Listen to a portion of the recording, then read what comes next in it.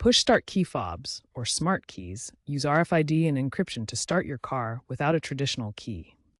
Reprogramming, also called relearning, is needed when the fob's battery dies, it's lost or replaced, the car's battery is disconnected, or after ECU resets.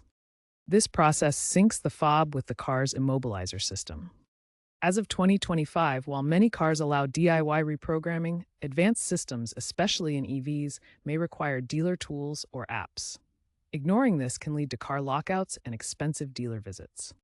Remember, modern fobs use AES 256 encryption, so physical access is usually required for reprogramming to prevent remote exploits.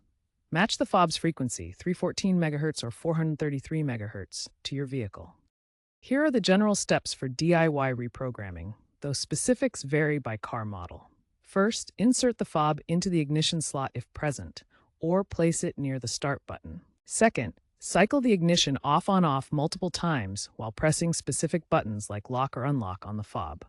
Third, use the start-stop button in a timed sequence, pressing and holding for 5 to 10 seconds.